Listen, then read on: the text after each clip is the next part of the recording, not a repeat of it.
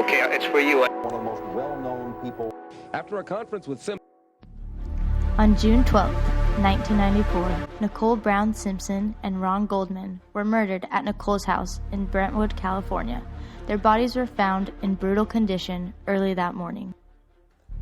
After police and detectives from the LAPD investigated the scene, they went to Nicole's ex-husband, O.J. Simpson's house, to tell him the news. When Detective Mark Furman and Philip Vantar arrived at O.J.'s house, they noticed his white Ford Bronco parked on the side of the road. Detective Furman went over to the truck and noticed small blood stains on the driver's door handle and inside the vehicle. From there, O.J.'s house became warranted as a crime scene. The following day, May 13, 1994, America's football hero O.J. Simpson was accused of the double homicide murder of Nicole Brown Simpson and Ron Goldman. This case became the trial of the century, creating a media frenzy, which lasted for 8 months. Throughout this trial, it was widely broadcasted and was the top subject of America's conversation.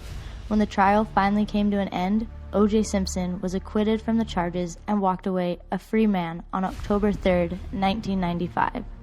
After researching and analyzing this case, it was found that the actions displayed by the media as a whole were unethical. This video will showcase how the media acted unethical due to the invasion of privacy, manipulation of mugshots, and the lack of objectivity. All unethical actions done by the media relate back to the misuse of photo and video journalism. For much of America, this was a hard time, as they watched the former football legend go down for this murder. But for the media, it was their time to shine and be the first source to cover every turn this case took. On May 13, 1995, O.J. was greeted at his front steps by the LAPD, prosecutors, and many news outlets. The LAPD walked with O.J. to his backyard to discuss what had occurred since the crime. The police took O.J. to his backyard so he could have privacy away from the media and spectators. However, O.J.'s privacy was not kept due to the reporter from MSNBC. The reporter from MSNBC snuck behind bushes on the edge of O.J.'s property and filmed him being handcuffed by the LAPD. At this time, O.J. was not actually under arrest. The officer who cuffed him did so because the officer was not aware that he wasn't being charged in that moment. But at this point, the reporter had gotten the footage he was hoping for and took off with the video. It was then aired shortly after, but showed incorrect information. The information in the video was incorrect because O.J. was given a deal that he and his lawyers could turn O.J. in at the police station to avoid the commotion surrounding his property. This act done by the reporter from MSNBC was unethical for 2 reasons. First, he invaded O.J.'s privacy by hiding in the bushes and recording what was happening. And second, MSNBC aired the film with false information. The O.J. Simpson case created a lot of controversies. One of them is racism. Racism was a main controversy during this trial.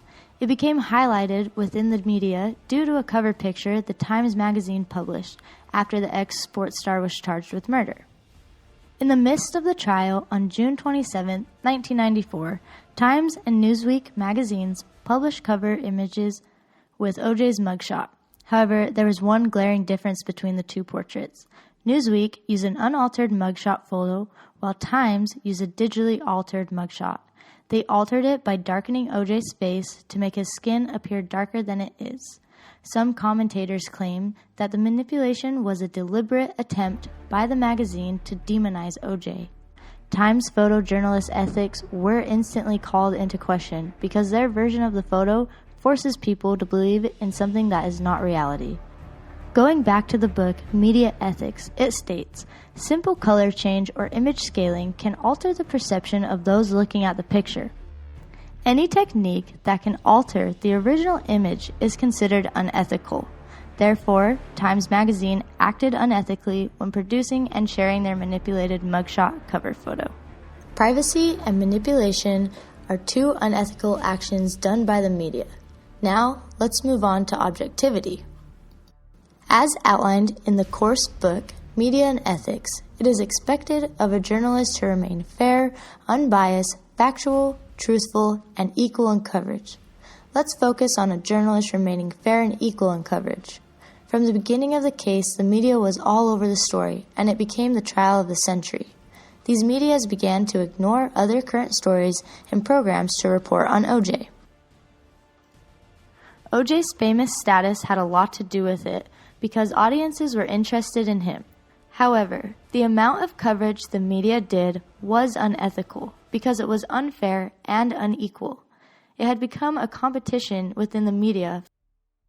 Television programs were canceled frequently due to the live broadcasting in the trial room.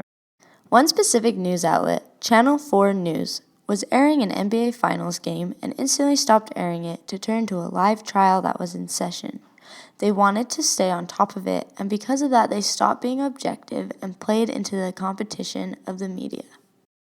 To conclude, as a whole, the media acted unethically throughout the O.J. Simpson trial.